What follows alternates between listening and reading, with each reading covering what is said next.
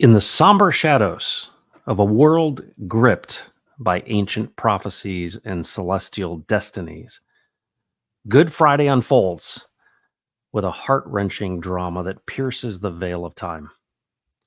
It is the day when the skies wept and the earth trembled, marking the crucifixion of Jesus Christ, a figure of divine love and mortal betrayal. Streets of Jerusalem, under the heavy gaze of Roman sentinels, a path of sorrows was trodden by a man condemned, bearing the weight of a wooden cross upon his lacerated shoulders. This day, steeped in the anguish of a forsaken son and the tears of a mother's despair, crescendos into a stark silence of Calvary's Hill. There, upon the rough hewn beams, love was nailed, and the sin of ages was lifted upon the shoulders of the innocent. As his life ebbed away with the setting sun, a solemn darkness enveloped the land, foretelling the dawn of salvation through the ultimate sacrifice. Good Friday thus stands as a poignant testament to suffering and sacrifice, a somber reflection on the cost of redemption and the depths of divine love, eternally engraved in the annals of time. Folks, welcome back to The Pulse. My name is Matt. This is Crypto Heartbeat, and it is Stephen Friday once again, right side up with Steve Staggs. And today we're talking about God's ecosystem. And you think about this, you're like, is there really an ecosystem? Does God really have an ecosystem? Well, my buddy Steve, who has passed away, he literally, when he was a boy, they said, hey, do you want to meet Jesus? And he said, yeah, I'm in. Count me in. I want to meet him. Who is he?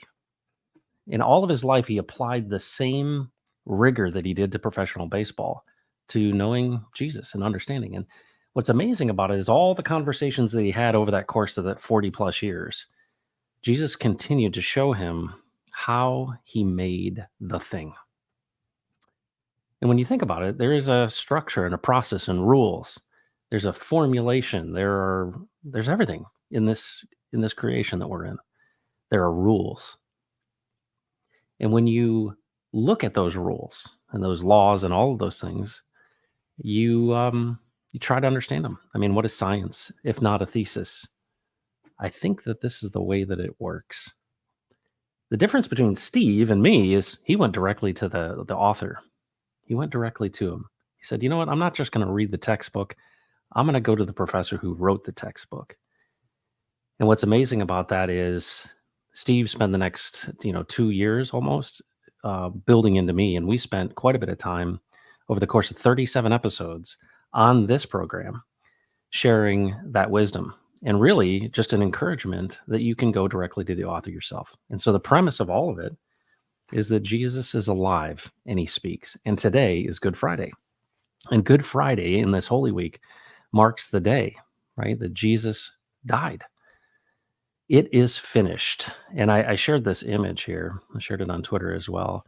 Tetelestai is the Greek word, which means actually paid in full.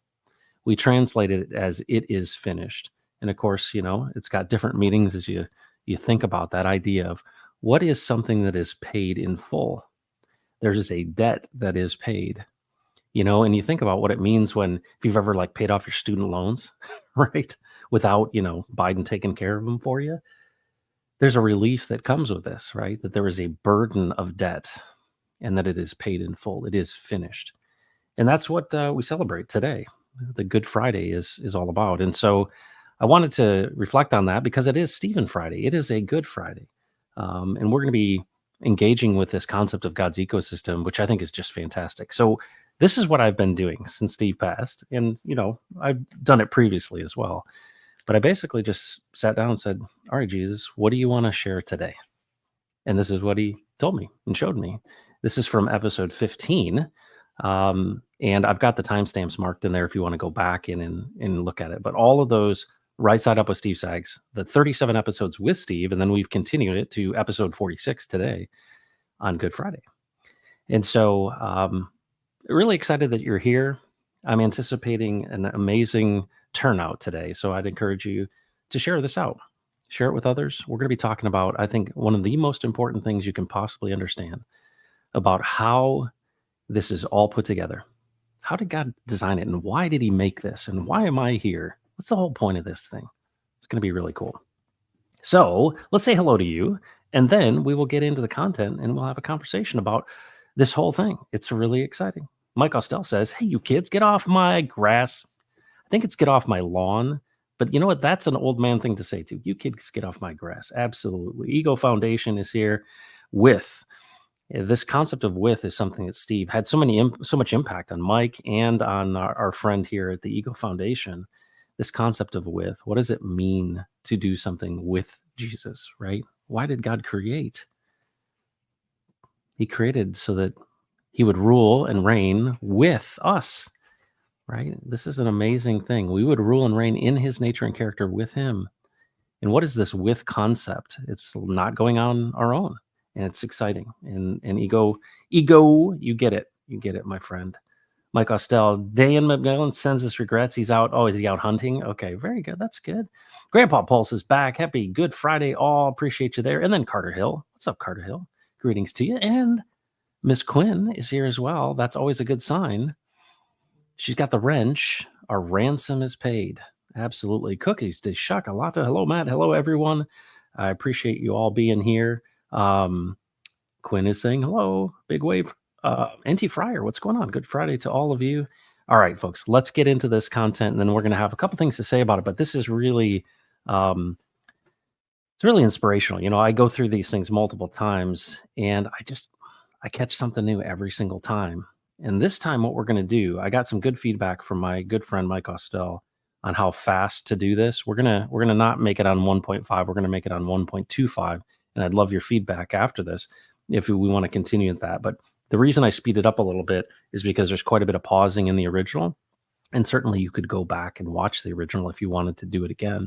But let's say thank you to Steve Staggs. I mean, what an amazing man!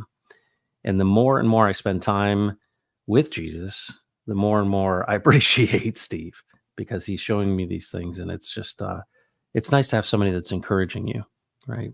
And you know, when you understand this framework, you have wisdom, and it is something that it guards your hearts and your minds in Christ Jesus. So have a good Friday to you, folks, and here we go.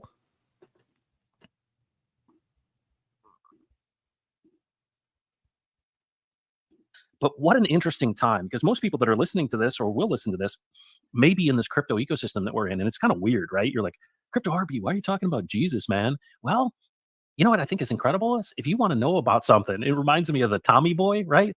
He goes, you know, you're gonna stick your head up the backside of a steer, or you're gonna take the butcher's word for it, right? So we're gonna get to the inside of how is this thing made? What is this all about? How's it structured? How does it work? And what does it mean? So that's really what I'm curious about. So welcome back, folks.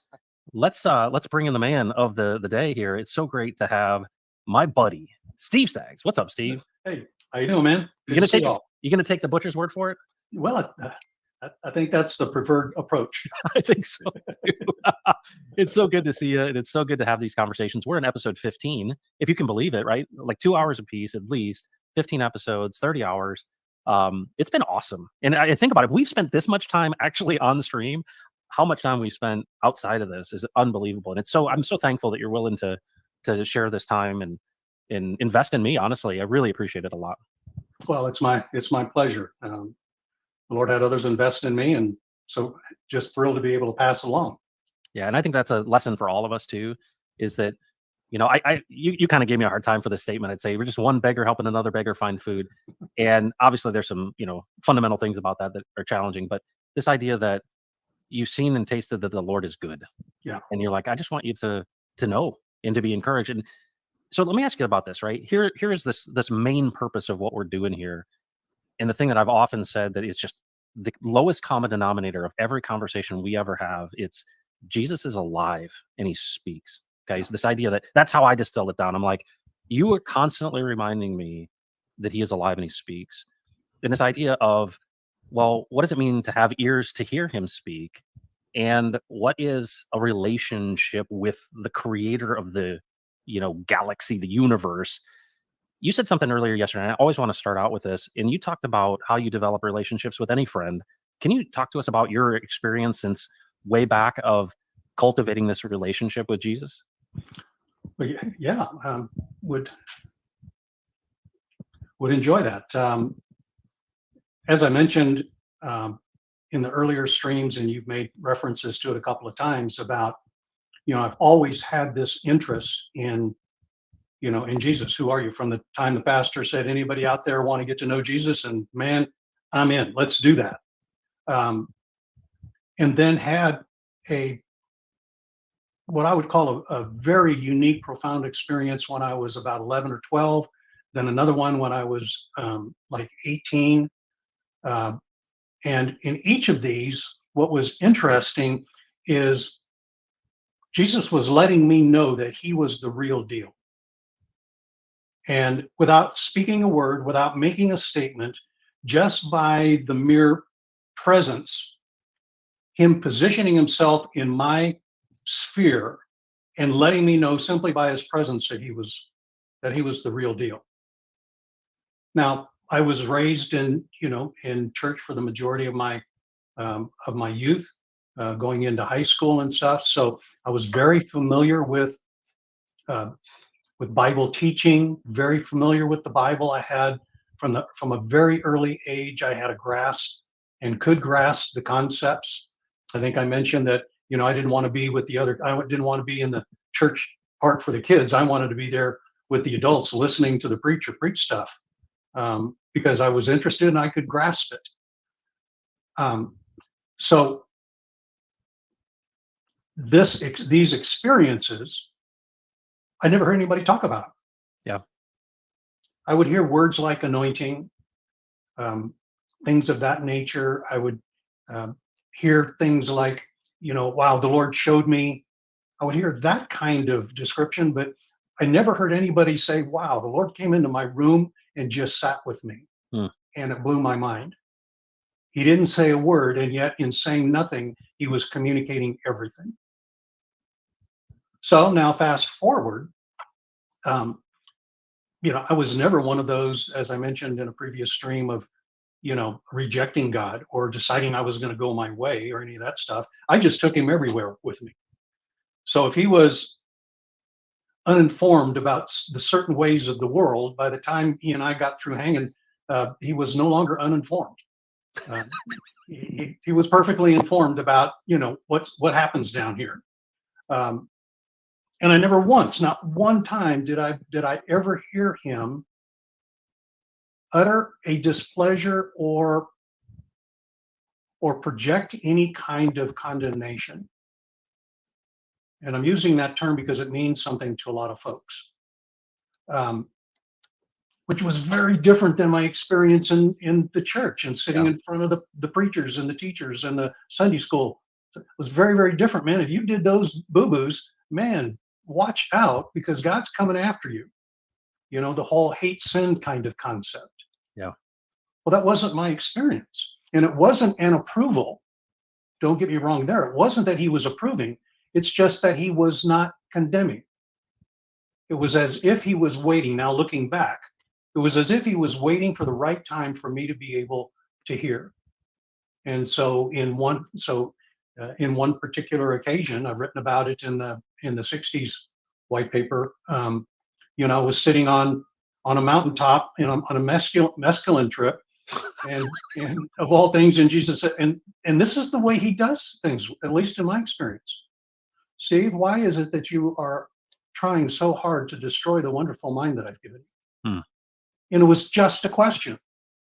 There was nothing weird in it. There was no condemnation. There was no disapproval. It was as if somebody was looking at another person doing something crazy, and they're confounded why that person would do such a stupid thing without projecting stupidity.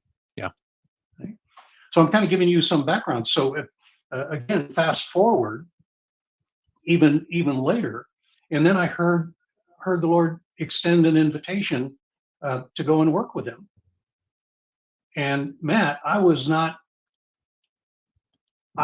interested in that kind of thing at that time. So what I'm communicating are these little different ways that he communicates, sometimes with words and language, sometimes just with feelings, sometimes um, through just his presence. But in every instance, it's a form of him communicating. And it was very powerful in the way that it came to me. And then one day he just said, "Okay, it's time to take this to the next level. Are you interested, Steve?" And yeah, and then when I look back and I thought, wow, every single thing that happened was because I was interested. You know, it wasn't because I had any knowledge. It wasn't because I was pursuing some great ambition. It wasn't because I thought, oh, gee whiz, I want to be this great man of God or preacher or any of that kind of stuff that was common inside the church world that I was a part of. As a matter of fact, at one time I actually wanted and thought I was being called to the ministry, as the vocabulary exists in that world. And the Lord just made it clear, nope, that's not what I'm asking you to do. That's not it. And I was confused by it because in my training, that's how you really served God. Yeah. If you were in business, you served him by tithing and being a good Sunday school teacher or a good deacon or elder or something like that. That's how you served him there, is primarily with your money and time. But if you really wanted to get serious, you then went into the ministry. Yeah. You know, missionary, you know, Bible teacher, pastor. And I found that it was entirely different. That what he was introducing me to was a way of living with him moment by moment without any break. Like breathing. We don't take a break in breathing. If we do, we choke and it's called sleep apnea if we do it at night. If we do it during the day, it's called suffocation. See? So it becomes this unbroken experience of living with him in the very moment of moments. Yeah. And that was an entirely different experience. And then what he did is he would take me through very, very practical processes. What we would call, when I use the word practical, I mean something that can be implemented in a physical form. It's all practical. But in this context, it's how you implement it in a physical form. And so I remember him starting with the way he introduced it is a guy would come to me that I worked with, was a part of a company that I formed early on out of my baseball career. And the guy would come to me and give me a verse, and he'd say, the Lord impressed me to give you this verse. And by golly, that verse spoke exactly to where I was at that particular moment. And so I started asking him, how did that happen? How did that, well, I don't know. I just, was reading the Bible today, or I was praying, and I was just impressed to give you this verse. And so that was kind of a launching point to where then Jesus said, okay, if you're ready to go to the next level, here's how this works. And then he took me through my own process where for a period, actually an entire summer in 1982, he began with, Steve, you are not to do anything, go anywhere, or engage any activity unless I tell you to do it. The exception is if you have to go to the bathroom, you don't have to ask me, or if your wife asks you to do something, you don't have to check. You just do it. You do what she's asking you to do. Otherwise, you're not given permission to do one thing unless I tell you. Well, Matt, when you're trying to raise a family, when you're trying to pay bills, when you're trying to do stuff, that is a pretty tall order because I had no idea how to do it. So when folks, like on the stream say, well, how do you do this? How does this happen? All I can tell you was that Jesus is the one who made it happen. He was the one who took the reins. And so it began from the very early ages of my life, and he would inject himself. That would be my description of it. He would inject himself into my world and make me understand something that I knew was not coming out of my mind or my experience. And what happened was I began to find out that, oh, that's not coming from me. So where is that coming from? I began to realize that, no, Stags, you're not wired to think like that. So where is that coming from? God, is that you? Is that coming from you? And it's just that simple of a process. And then along the way, he began to take me into deeper, more complex ways where then I began to, just like we talk about in our previous sessions about little babies, they start practicing feeding back, and talking back, and they can hear a whole lot sooner than they can speak, which is a good thing because it's out of the hearing that they learn to do the speaking. And so for me, that's the process. Very basic, very simple, all based moving into the more complex, all based and centered around this simple thing called being interested. Wow. Well, and you think about that, the assumption I have is there's no end to this.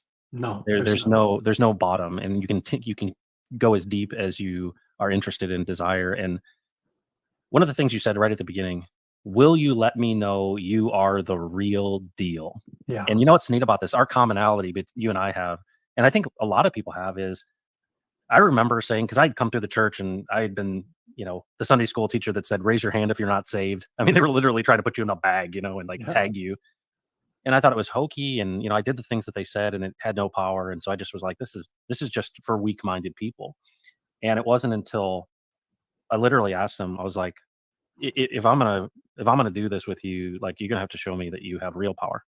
And when you say, will you let me know that you're the real deal? I think that's one of those amazing things, is that it seems like every time I've ever asked for, and I don't mean a sign, right? I don't mean a sign, but that I've been interested or needed a reminder that he's near and close, I've always received that. And I think that, it's like you become more and more and more sensitive. And you said it kind of becomes like breathing, Yeah. And so I'm enamored with that. And I love this thing that, there's a mystery to it as well, right? There's an interesting mystery. Like, why did that man give you those Bible verses? Yeah.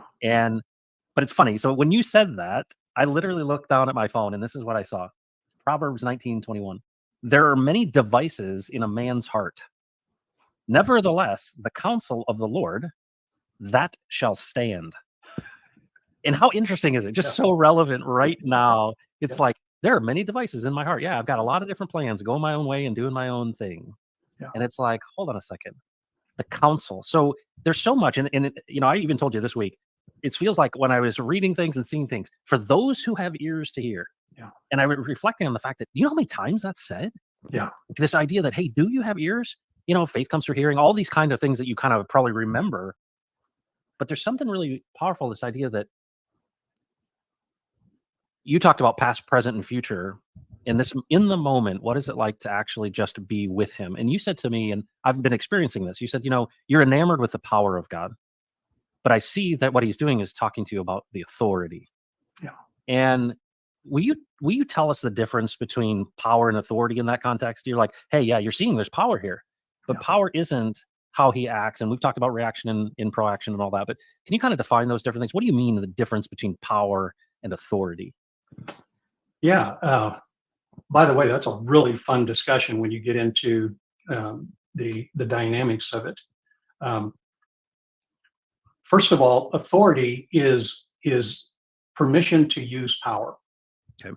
So it is a delegated element. So all authority, for example, all authority was given to Jesus. Okay, so he has permission to use all power.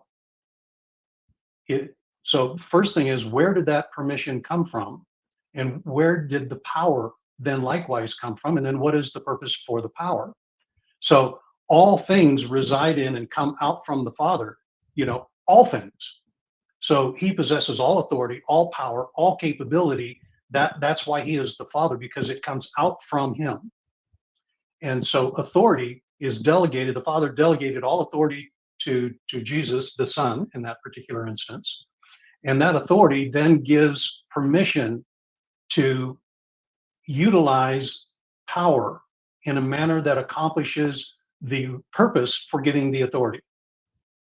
Okay, so the way it would look like is, okay, what is the purpose for authority? The purpose for authority is to bless and protect in the kingdom. So when Jesus then delegates a measure of authority to us, it's for the purpose of blessing and protecting whatever it is that he entrusts to us. So then let's use it in the context of the family. So Jesus delegates a certain measure of authority to the husband for the purpose of blessing and protecting, and then grants access to and gives permission to access power to make effective that authority. And it happens throughout the entire family structure.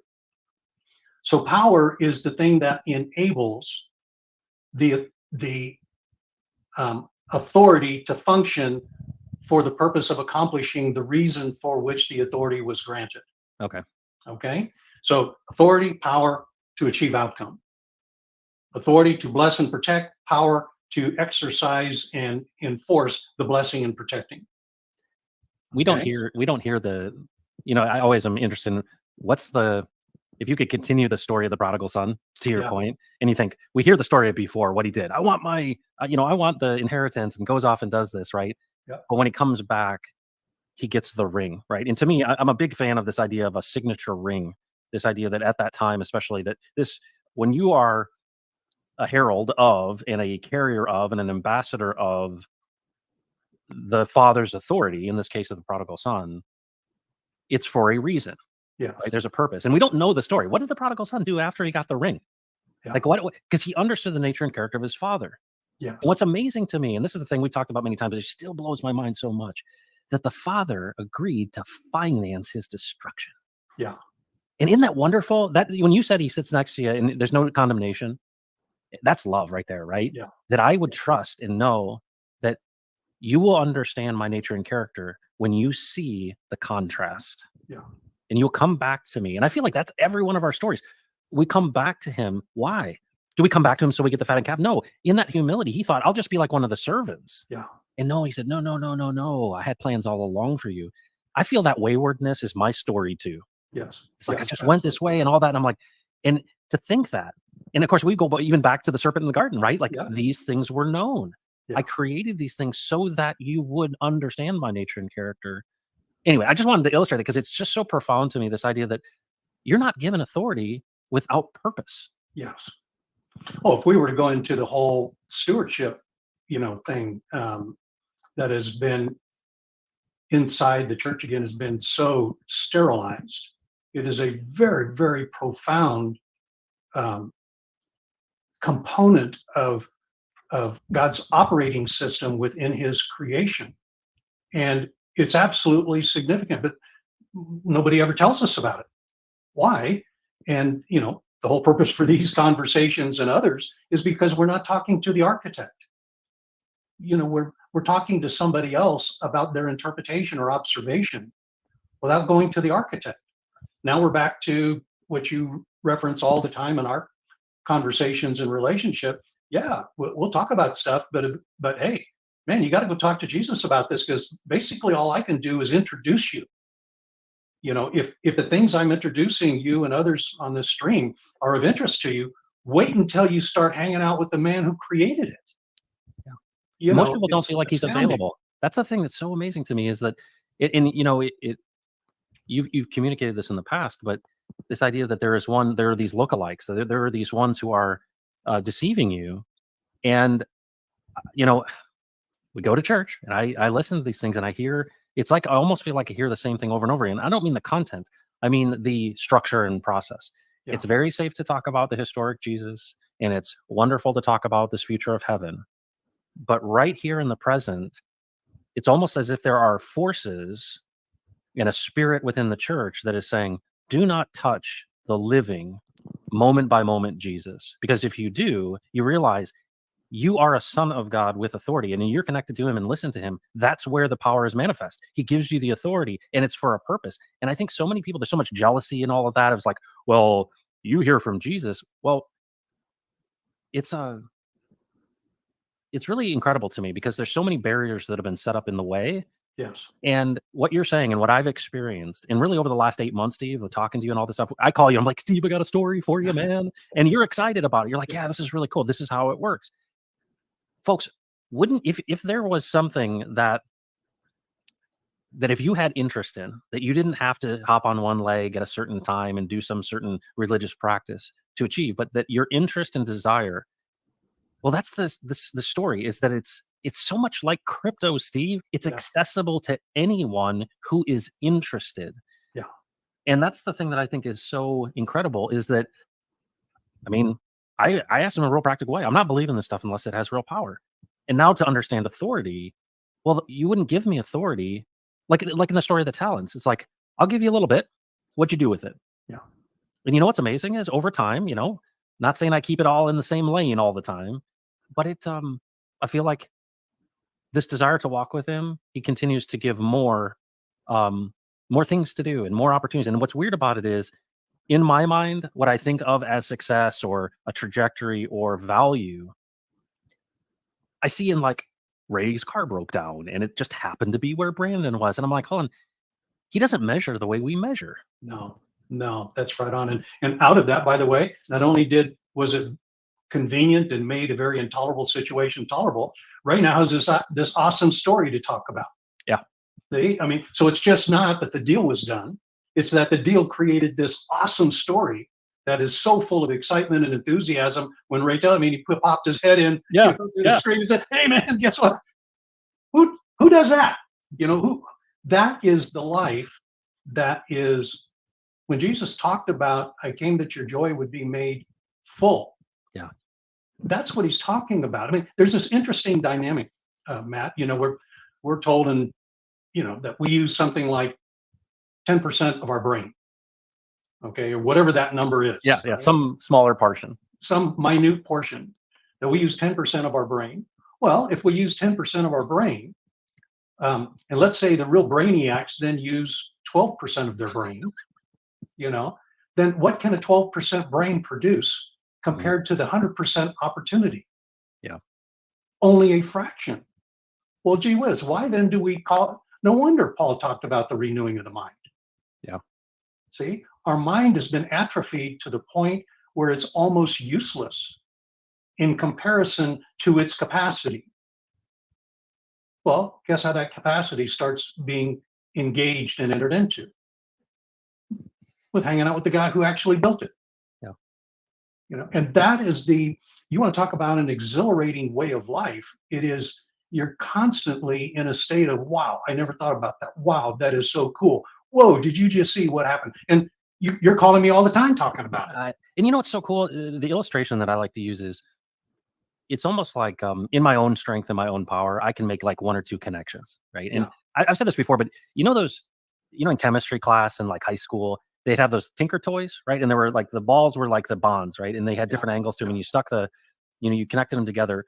And Buckminster Fully, was the namesake of the Buckyball, which is carbon 60, is like a soccer ball, right? It's like this amazing formation of carbon.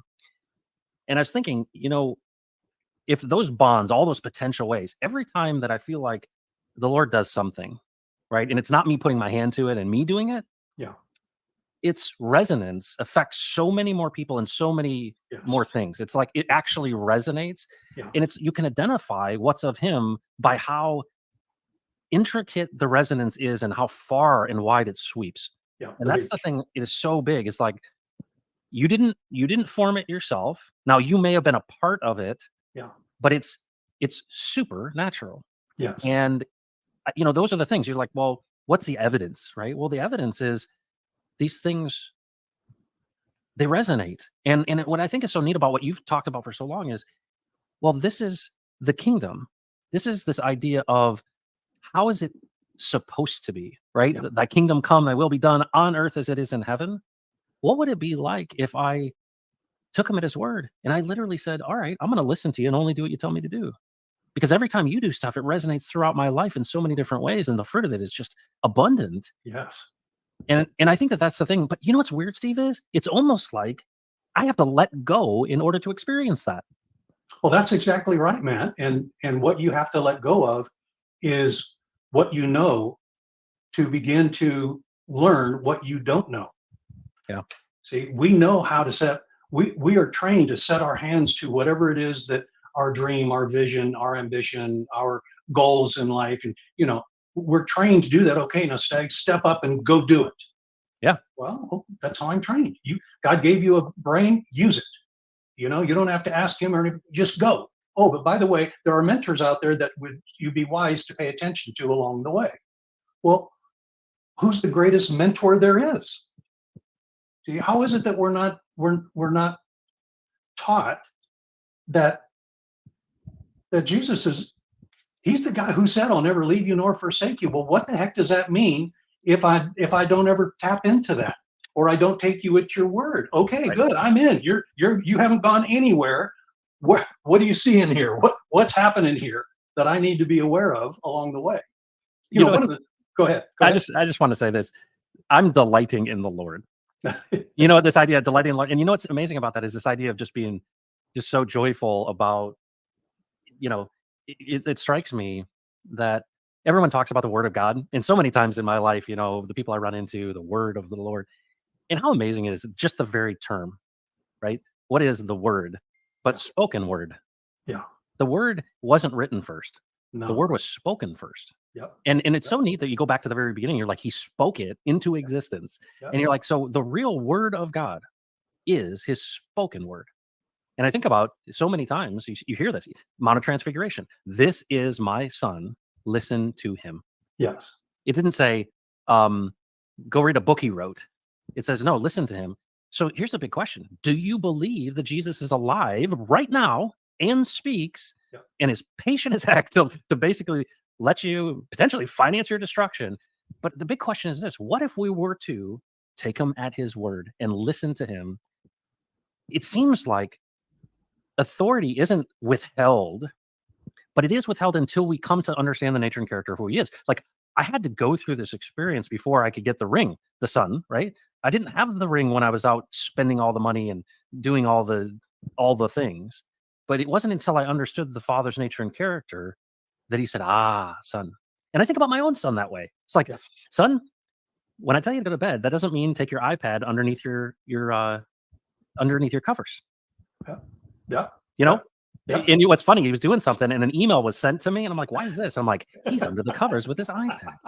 He's been had. He was had. He lost some opportunities there. But anyway, I didn't want to interrupt that, but I'm just this idea that delighting in the Lord. Now I look at this and I go, well, then if I'm delighting in you, what do you have for me to do? Tell me what you want me to do. I want to do that. Yeah, that is exactly right, Matt. And we've also talked that eventually, through all of this, your vocabulary begins to change to the point where it's no longer, what do you want me to do? It becomes, okay, Jesus, what do you have in store for us to do today? Yeah. There is this real authentic partnership that just it's the most fundamental part of how the whole creation was designed to function. Today we call it an ecosystem. Yeah. Okay. Well, what is the ecosystem about? It's about all kinds of subsystems within the ecosystem that work together to make the macro ecosystem work and function at an extremely high level, at a higher level than any subsystem can operate on its own. Well, that's how the creation was designed. The creation was designed to be integrated, from top to bottom, side to side. It's designed to be integrated and most fundamentally with the one who created it, because he's the one who has the vision for why he created it. Now we understand that concept in business. Okay. Yeah. There's a vision, there's a mission that we have, there's a purpose for why we're doing this. Everybody needs to get on board so that we can accomplish our vision as a company. So our mission, we look back at the end of the year and we can say we built toward our vision, we accomplished our mission. We have fulfilled the reason for our existence, our purpose. We know how to do it. It's just that we don't know how to do it, and never been trained to do it with the Creator to accomplish his purpose for creating and our part in that contribution. We all have a part to play. Well, so many people have been told and they feel, a lot of people are guilty. A lot of people, I told you I did a crypto seminar with these 17-year-old kids at the school. And two of the kids were like, I asked them, how long do you think you'll live? And these kids believe that they were just accidentally here. I think there's a lot of people who are believing a lie that there's no purpose for them to be here at all, that it's just accidental. And that's the story we hear in modern culture is billions and billions of years, you just kind of, crawled out of the ooze. I think a big part of this is telling people that it feels like I was told you have to do this series of steps. And what is so refreshing engaging with you is to say, are you interested? And are you willing to try him on for size? Ask him and he'll show you. And you go, wow, that's not hard. I mean, it takes a bit of like, okay. And a lot of times the only time I'm willing to do that is when I'm at the end of myself. Everything I've tried is not worked out. And I'm like, well, that sounds like the prodigal son. Everything I've tried hasn't worked out. And here I am, and I need some help. And it's because that's the thing. That's the amazing thing of this idea of a meeting where you are. If you have interest, that's the simplicity of this, and it's beautiful. Well, it is, and it opens up the reality of why God created. Yeah. See, that's the thing. I mean, in today's world, and particularly in this country, the spirit of this age, and I'm put it in spiritual context because that's the source of it, is to strip us of our identity. And so what you see happening in the kids that you're talking about, and in the young people, is little by little their identity is being stripped from them. And when you strip identity, you strip meaning and purpose. And all of a sudden, there is no longer a meaning or a purpose. And now it becomes more procedural in how you work so that you can cooperate and declare as acceptable everyone else's forfeiture of their identity, as if it's some kind of noble thing. And it's no, that you're not paying attention to what's actually going on here. It's not that somebody is acceptable and somebody isn't acceptable. It's that identity is being stripped. Is anybody pausing to see what happens or consider what happens when identity is lost? See? And so, wow, if we were even thinking about that, maybe we'd step back and take another look at that. Now, by the way, going back to the prodigal son, he discovered his identity through the father's financing of his destruction. See? And so he said, I'm a son, but he saw his sonship in the context of a financial inheritance. Yeah. And that financial inheritance gave him the ability, gave him the power to do whatever he wanted with his authority. Now, here is the difference between authority and power in that regard. Power, once exerted, is now expended. Authority is never expended. Okay, so let's take a World War II. We dropped a bomb on Hiroshima. What happened? The bomb was dropped, the power was released, the destruction was accomplished, and that was it. It was spent. That did not eliminate the authority of the government of Japan or of the people of Japan. What it did is it woke them up to how to exercise their authority more prudently. And so it was with the prodigal son. He always possessed the authority as a son. He just was enamored. I'm going to go back to our comment. He was enamored with the power, and that power he exerted in the character of it that he possessed at that time, that immature character, that then ended up in his personal destruction. Wow.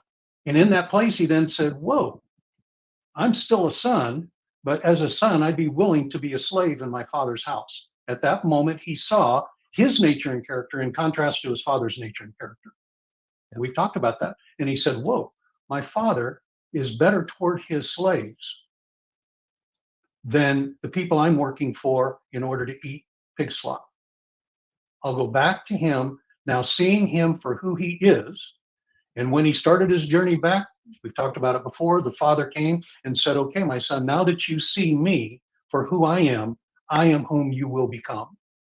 And now here is my ring to prove it. Wow. Okay? You and I are one in how we administer this household.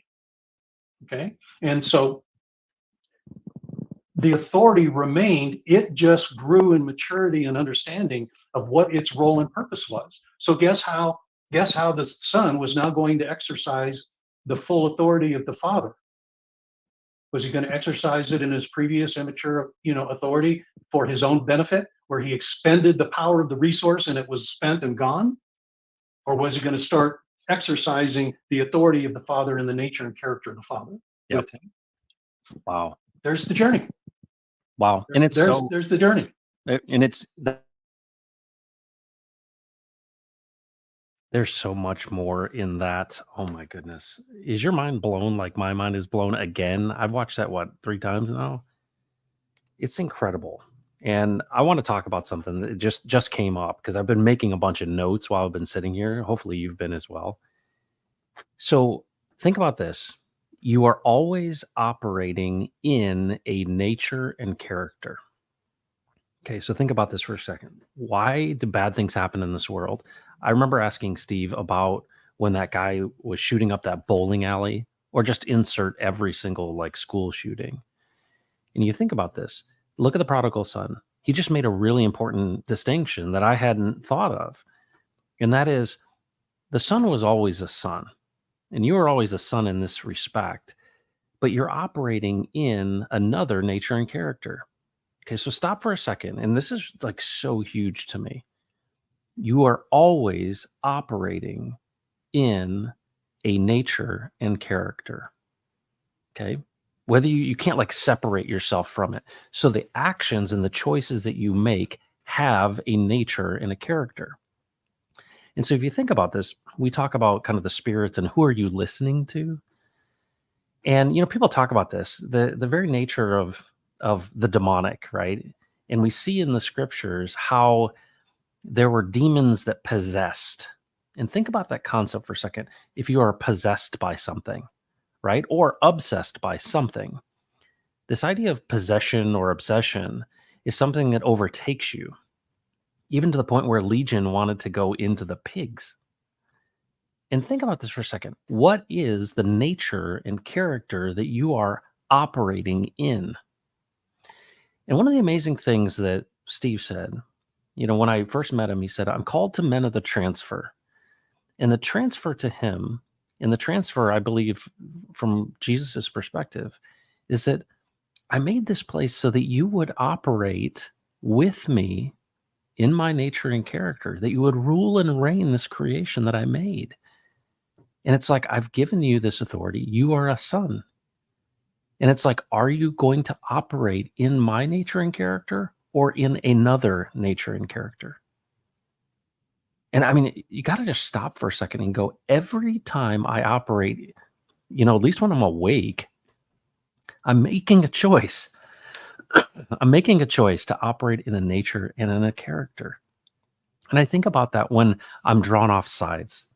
I don't know if you ever get angry. I know if you ever get frustrated, if you're married or if you have a partner or whatever it may be, and they know how to push your buttons, don't they? Right? They know how to like stab you in the soft spot.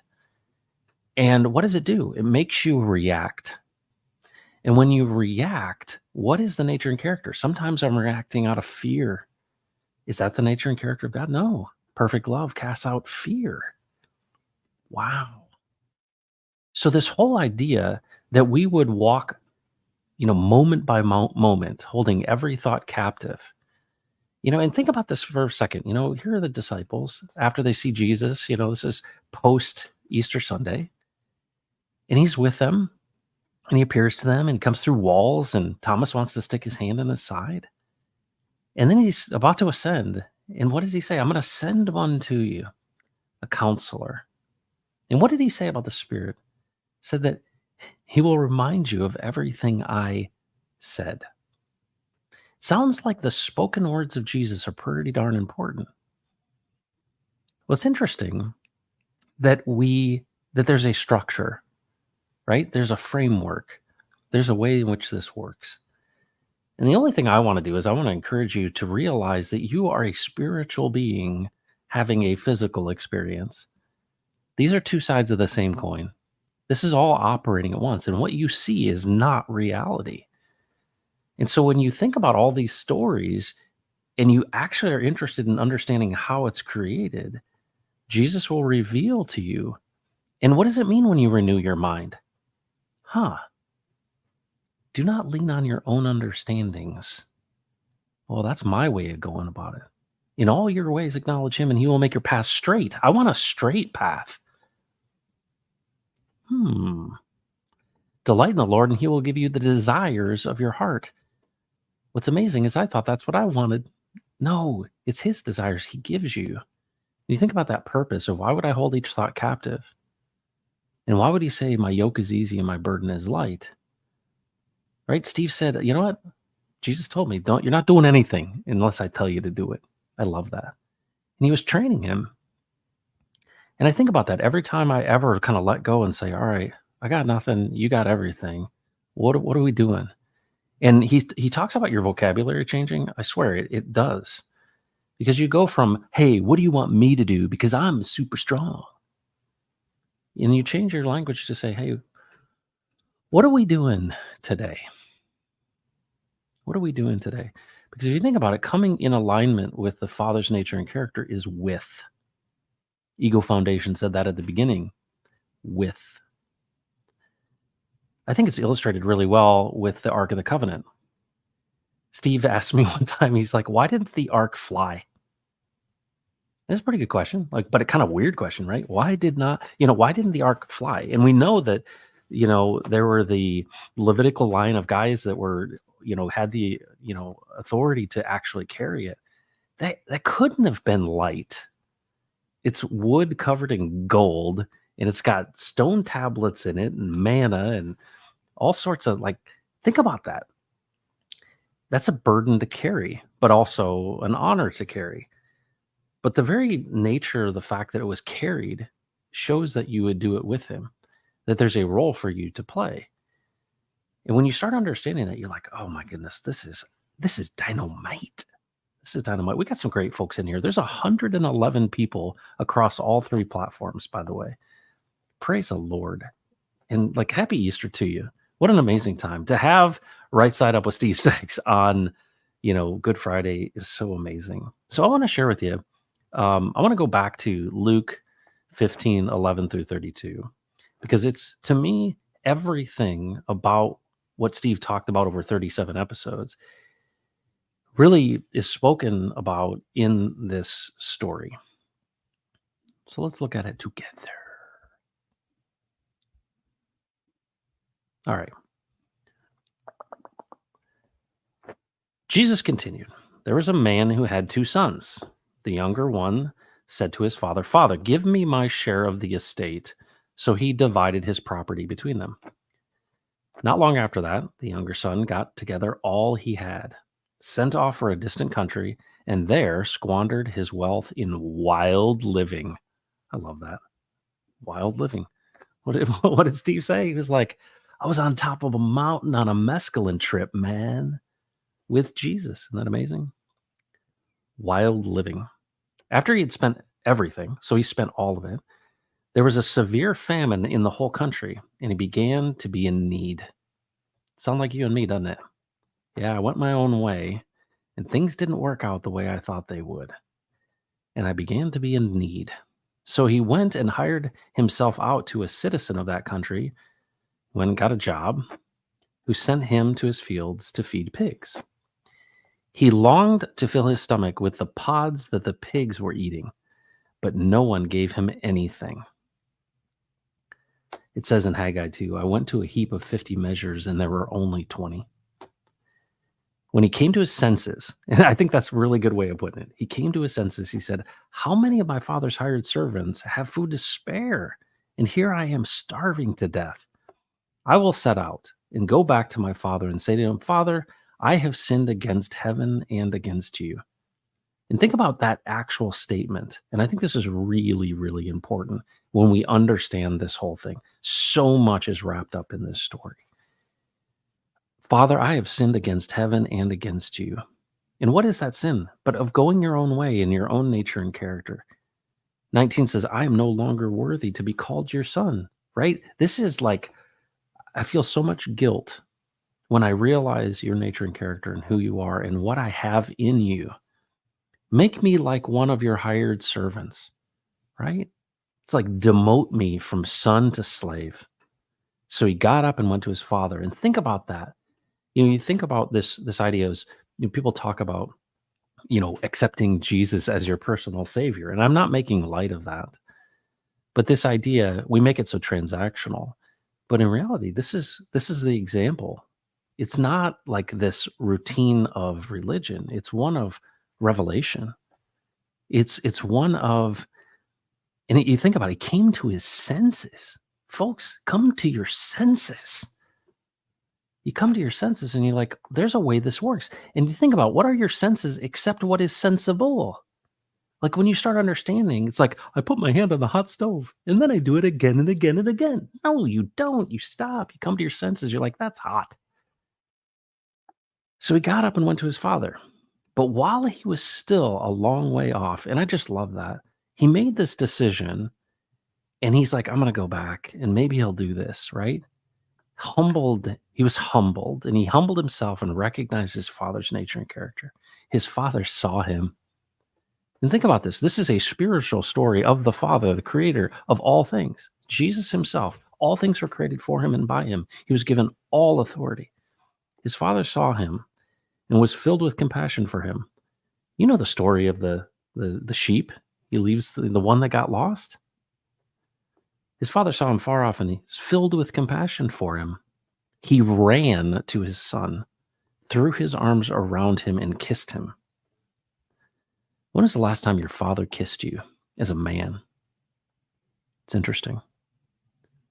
The son said to him, Father, I have sinned against heaven and against you. I am no longer worthy to be called your son.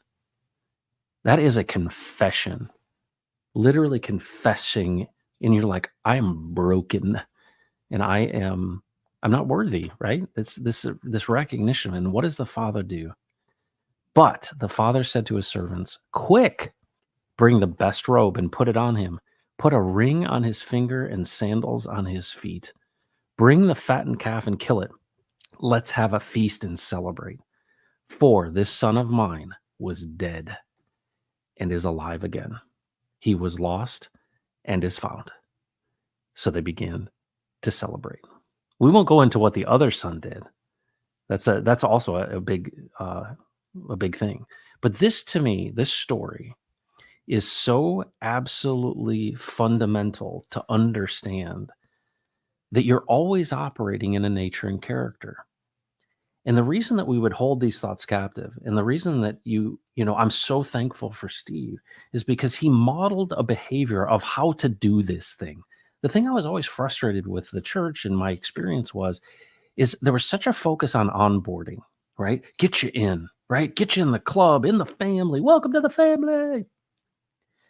And there wasn't much emphasis on the actual, how do you do this thing? And of course, be and make disciples, that idea of like, how do you do this? Well, that's what Steve did. And it's really the first time in my life after 23 years of doing this thing that I met somebody that said, hey, let's understand how this thing is made, but you're not going to have to listen to me. You're going to get to ask him yourself. So I'm going to tell you what he's told me and how I've seen how this thing works and what my experience with him is. And you go ask him yourself. And the premise of that, and I took this away from it. He didn't say this, but I this is what I've gleaned from everything I learned from Steve. Jesus is alive and he speaks. Now you could say, well, he speaks through the Spirit. I don't care how you want to delineate it. Jesus is alive. And you think about, what are we celebrating on Sunday, right? The resurrection of the living Jesus. But we present him often outside of Easter Sunday as a historic person. We make him out to be a good guy that once walked the earth. And what it does is it creates distance. And this distance is very, very challenging, because what that does is you say, well, he's not really interested in the little stuff. He's not interested in my day today. Here's a funny story for you that is an example of this. I'm sitting watching NCAA basketball. My daughter's getting ready to go to a camp for school. And she's going to go there as a counselor for, I think, 4 days. And it's a wilderness retreat and all this. And she says, hey, Dad, do you have a carabiner? And I'm like, I was like, I feel like I've had a carabiner somewhere, but I don't know where it is. And she's like, oh, no, it's okay. I said, no, it's good. And so I paused the game And I got up and I walked out to the garage.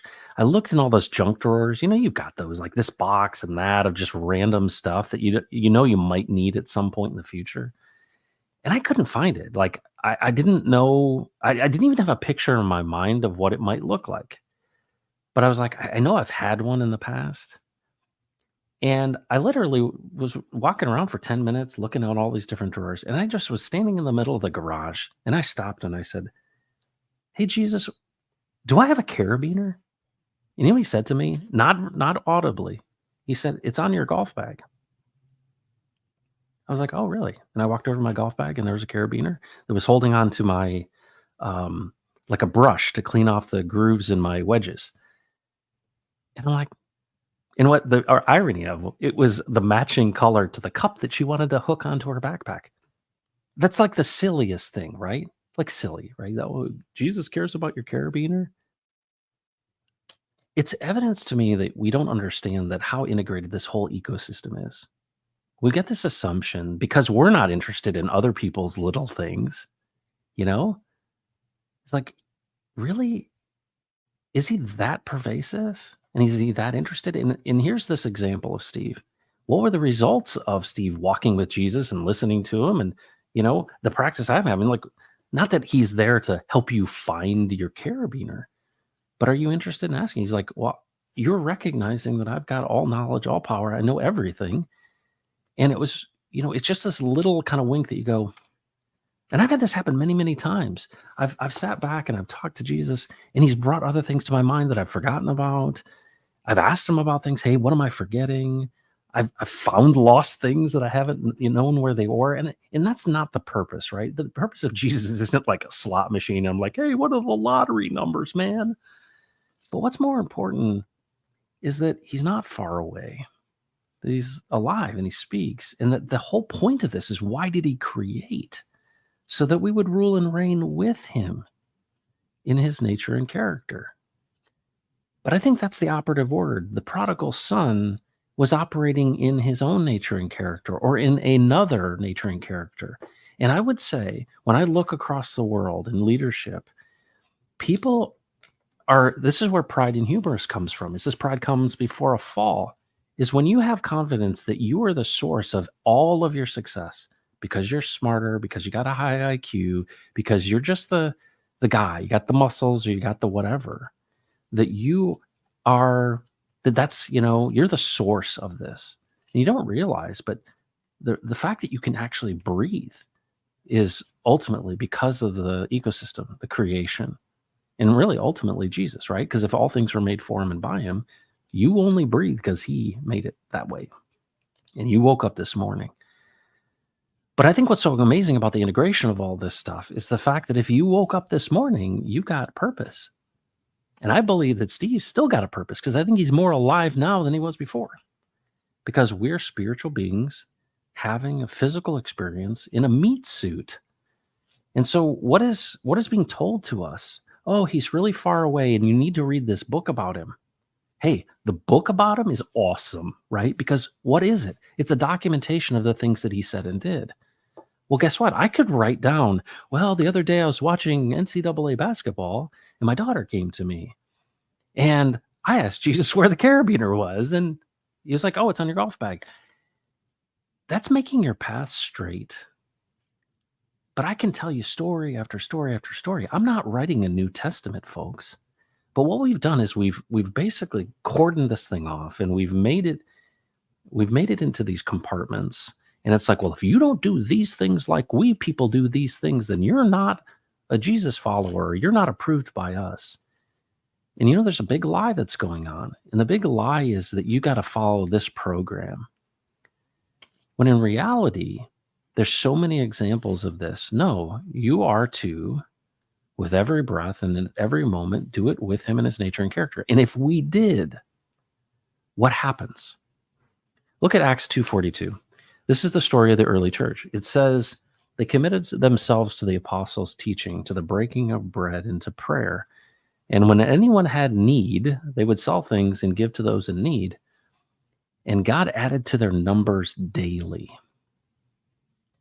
Who did they add to their numbers? And this is a really big big idea. Did they add believers to their numbers? No. They added people that were non-believers. And why did they add to their numbers?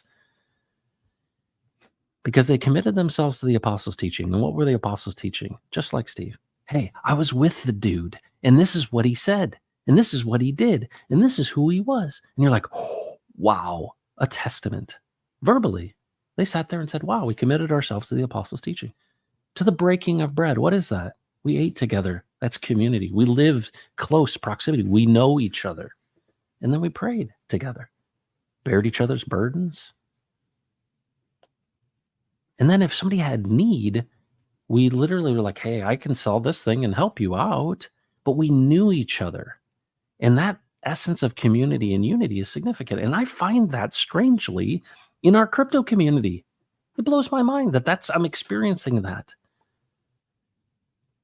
Is it perfect? Is it heaven? No, it's not. But the only way it's going to be heaven, the only way it's going to be the kingdom, is if you make a decision personally to do things in a different nature and character, meaning his nature and character. And the question is, do you know what it is? It took, and that's the genius of this. The Father knew it when he gave him his inheritance. The Son, he knew. All right, son, you have this authority I've given you. You know that you're the son, and you have your share of the estate. Think about that. It's pretty ballsy, right? Hey, give me my money now, man, before you're dead, old man. You take that stuff and you go your own way in wild living. The Father knew this. But you think about what that does. You think about evil and you think about the wrong way of going our own way. And why does it exist, right? People are like, well, the devil, man, evil. And you go back to the garden. And you're like, why the serpent? Why did God know that this serpent was going to be here? Did he know that there was going to be this lie? And do you think that there was a, knowledge about this? Well, nothing is created. Nothing is created that wasn't created by him. That means this contrast of darkness has a utility in this ecosystem. Do you know what the utility of Satan is in this ecosystem and the demonic? Contrast. Because you have a choice. And what's amazing is he's using this contrast of going your own way because he gives you free will to do it. But where does it lead? There's a way that seems right to a man, but in the end, it leads to death. The wages of sin is death. You think about the wages. In order to get wages, you have to be working for somebody. When you work for somebody, you come under their authority. So what are the wages of sin? When you realize you're going your own way, you're actually coming under the authority of Satan himself. And you get wages for that because there's power and benefit from that, right? He promises you these things. I don't know how woo-woo you are, but there are people, in my opinion, who have sold their souls to the devil himself. And what do they get from it? Power. Look at Jesus. He comes out of the wilderness, right? And Satan is there and tempts him. He's like, hey, man, I know you're hungry. Why don't you turn these stones into bread? And what does Jesus say? He models for us what we're supposed to say. Nope. I'm not giving you my authority. Man does not live on bread alone, but out of every word that comes out of the mouth of God. Every word. That's the spoken word to Jesus. He's like, I only do what I see the Father doing. The Father and I are one. He's telling us that same thing. We are one with him. We are a son. You are adopted into this family. My family, my wife and I adopted a son. And I'm going to tell you, that process we did through the foster care system. And I'm going to tell you, there is nothing more tragic than seeing these little children and how they're treated. We had 5 different kids come through the house, and we thought there's just no way we're going to get to adopt. And just literally, as soon as we gave up, here he comes. And it's one of the greatest pictures of the grace in my life is looking at my son every day. And I love my daughters and all that, but it's amazing that this son would be grafted in. And for many years, he was scared that we were going to kick him out because he had moved around so many places. He was scared of being abandoned and left somewhere. It's sad. But he often asks this, and I tell him, I said, you are my son. All that I have is yours. And it's like, He kind of looks around like, really? Is this mine? Yeah, that's yours. Can't have it yet, but it's yours. What? And you think about this idea of what does it mean to be adopted? What does it mean to be in this? Well, what am I teaching my own son? Hey, this is how we do things around here. Wow. And he tries those things out. And guess what? He makes some poor decisions and he gets correction. We have been adopted in. So, what does it mean if we are sons of the living God? It says that Jesus is the firstborn son. And in the beginning, it says that the Elohim are created. Think about this for example. We are of the class and the lineage and the family and in the inheritance of God himself. That's why he says, without me, you can do nothing. But imagine what you could do with him. And so I think what's amazing, and thank you, Steve, for how you shared this and the amazing way in which you were patient and took your time to spend with me and with Carter, with so many other people, and then subsequently with 119 people right now, especially as I reflect on this Holy Week and Good Friday and this idea that tetelestai, it is finished, it is paid in full. And it's like when I look at Jesus on the cross this day on Good Friday, and he says, it is finished. He is the sum of all fears. All things have been placed upon him. And I literally go, wow. And through that, I see the nature and character of God, that he is just. But because he allows us to have this free will, we have a choice to make. And you know what's funny is it's presented in the church as if it's one choice you make one time and then go do your thing. No, you're making this choice every moment. What nature and character are you operating in? Because you think about this. I remember being in business, and I'd raised a lot of money and done a number of businesses. And I had one very successful business that I was the CEO of. We had 200 employees. And the investor, the main investor in that business, who was obviously older than me and a mentor to me, I talked about Jesus a lot, and I talked about prayer as, doing things with Jesus. I mean, I understood it then. And he said to me one time, he says, Matt, basically that church stuff is kind of cute, but this is business, son. And I was impressionable at the time. I was a younger man. But that's what he said to me. He said, all this church stuff, it's cute. But this is business, son. What's the nature and character of that? Now imagine if you ran your business in a way that was in the nature and character of God. What if you actually did it with him? What if you said, hey, I'm going to run this business with you, or I'm going to live this life with you, or I'm going to, bless and protect my family with you? Well, what's the result of that? This is the framework, folks. This is the ecosystem. And this is the wisdom. This is it. You want to understand how this stuff is organized? Don't listen to me. Don't listen to Steve. Ask him yourself. He's the author and perfecter. He's the creator. He is the man. You don't have to just go to the book. I recommend reading the book. But the book says that he's alive and he speaks. And there's a lot of people in my life that I grew up through the church are basically saying, he was a guy and he's far away and he was a good guy and he's no longer speaking. I much to the contrary, I see very differently. But to think that we have this support, right? If you watch episode number 37, you see in real time the aha that I had about, Jesus, you got this, right? And Steve stopped me and he said, do you got it that he's got it, Matt? And he literally showed me in a dream. I was having real bad financial trouble. And I saw this money falling from the sky. And I saw this plate that was about to crash onto this like tile floor. And literally everything came together. The plate tipped over and the money landed on the plate.